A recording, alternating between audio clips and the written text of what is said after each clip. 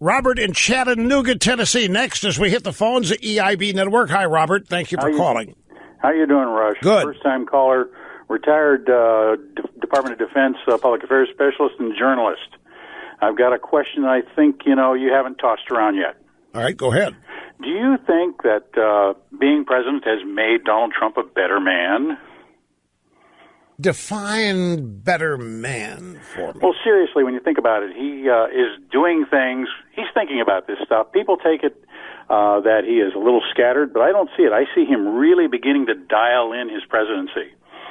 And he's got a brand. He walked into that role with a brand that he is not going to hurt. So he's gradually becoming this well-oiled machine. I'm imagining that, take your pick, drive-by media journalist is listening to you, thinking you are off your rocker. Because they think Trump is descending further into the gutter. They think Trump is losing his mind, that his administration is in full chaos, and half the administration is about ready to resign, that Putin's on the verge of taking over the United States without firing a shot. And there you are, saying Trump is in a groove. Hang on, Robert. Don't hang up. All right, we have a little bit more time here with Robert. He's Chattanooga, Tennessee. I really wasn't sure if you were being facetious or serious in the limited amount of time we have. Are you serious that you think Trump is becoming a better man, that his administration is running better and has more purpose?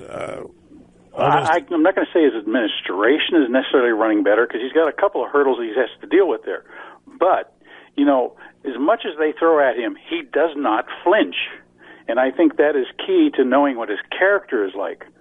Because, you can say he's done this wrong or he's done that wrong, but he doesn't seem to let it bother him.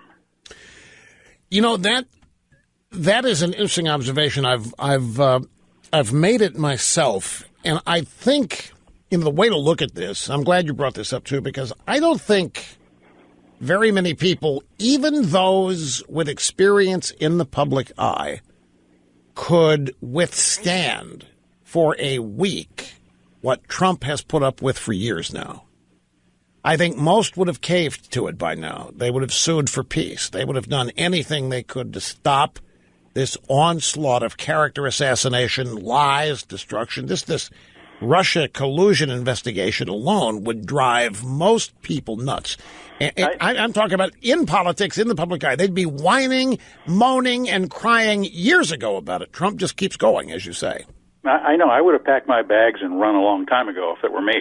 And I just think his constitution must be incredible. Either that or he's just so brilliant that most people don't even see it.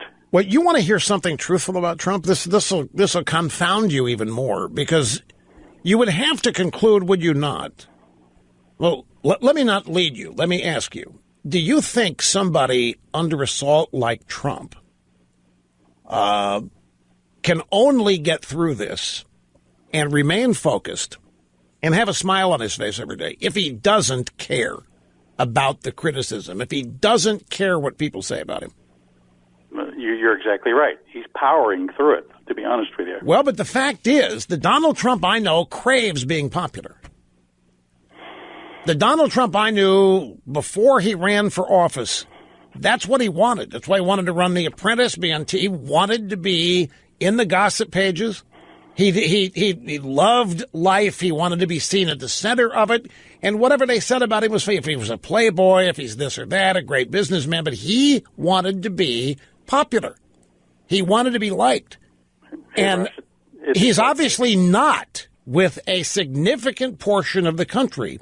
And even he's been able to subordinate that desire to keep plugging away. Why would a guy like this even run for president at age 70?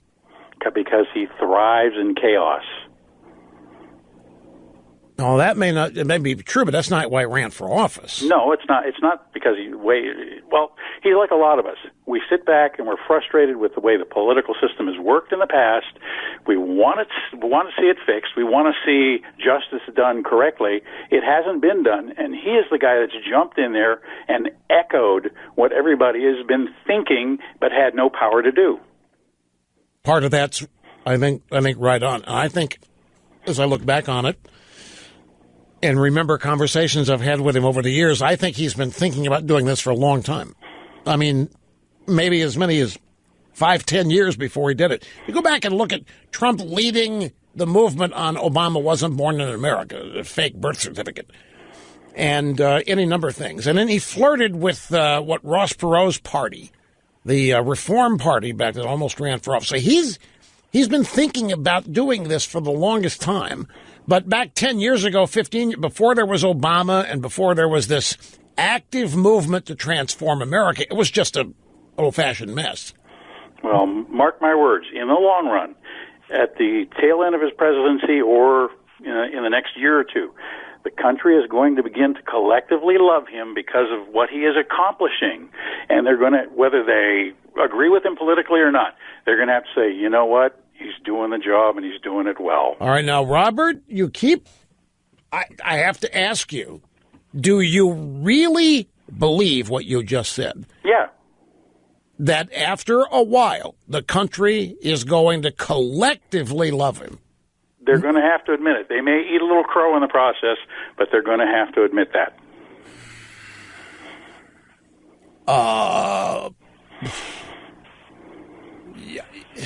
I don't see. I don't see the American left ever getting to the point where, you know what, we were wrong about this guy. He's doing some great stuff. I hate him personally. The guy infuriates me, but I have to admit, that guy keeps plugging away. I think they're so poisoned with hatred and they're so partisan, and they don't want what Trump is doing. One of the real dangers here is that we are a country that is not bound together by anything in common anymore. There's not a single thing that binds the left and the right together. It used to be we were all Americans. That was the unifying characteristic. And that was the thing that, in tough times, made us all realize we're on the same team. We don't have that anymore. There is no single thing that you can say binds the radical left of this country with the rest of it. They don't like it. They are infuriated by it, and they are hell-bent on transforming it or erasing it and rebuilding it or what have you. And their attitude of Trump, their opinion of Trump is visceral hatred. I don't misunderstand. I could be a great thing if such a thing were possible. And I think Trump believes that it is, or did at one point. I think he'd probably agree with your sentiment that in time something like that could happen. I don't think it can. I think these people are going to have to be constantly, every day, focused on and defeated if they are to be stopped from ever becoming the majority. I don't see them. Let's put it this way. Do you think the deep state, forget deep state, do you think the Washington establishment will ever just get tired and stand down? Probably not, but the challenge is this. Ask your audience this collectively. Was life so much better under Barack Obama as compared to now? I'm talking about the quality of life. No, but that's not what it's about to these people. It's about who provides the quality of life. And it's about how you define quality of life. To them, quality of life is a radical leftist in charge punishing everybody that they disagree with. That's quality of life. Quality of life is not how much they earn. Quality of life is not how much freedom they have. Quality, because they're miserable every day anyway. Quality of life for them does not include the way you and I define happiness. Their happiness is predicated on how much pain and suffering they can engender on us or put on us. Then those individuals ought to be aware of what they wish for, because if they get it, they may regret it. If that were the case, then they would have realized the folly of what they think years ago, because it hasn't worked anywhere. What they believe and what they want, what they espouse, is guaranteed to fail. It has throughout human history. And what they want, what they say they want, inevitably and inexorably leads to dictatorship. It leads to tyrants. And they are the ones that empower them. They are the ones that enable tyrants. They are hell-bent on you agreeing with them. And if you don't, they are fully in favor of a massively powerful central government making you agree with them and forcing you to love them and their perversions and their oddities and their screwball beliefs. They're not interested in peaceful coexistence. They want you snuffed out if you don't agree. That's why they support the concept of mean-spirited radical tyrants in dealing with people and things they don't like. And so I don't think that they are constitutional. I'm talking about their personal constitution, their makeup. I don't think they are capable of liking or respecting not just Donald Trump, but me, of anybody on the right, anybody that disagrees with them. I'm talking specifically here about radical leftist, average, ordinary Americans. I'm not talking about the establishment now. I'm talking about the people that are the snowflakes on college campus and the people running sanctuary cities and the people that are trying to keep the border open and the people trying to blow up Christianity and the people are trying to blow up every vestige, every tradition and institution that defines this country's greatness. People trying to blow that up are the people I'm talking about. They're never going to realize they were wrong. They're never going to, oh my gosh, did we misjudge this? They're never going to at all, ever.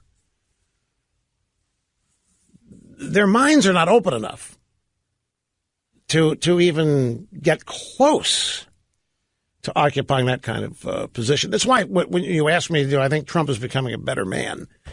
It depends on how you define it. But under your terms, the ability to stay focused on the agenda when everybody seemingly around him is trying to sabotage him and engineer his failure is something that I don't know anybody else who not only could put up with this and remain who they are. I don't know anybody who'd want to. I really don't. I appreciate the call, Robert. We have a brief break, and we'll be back. Don't go away.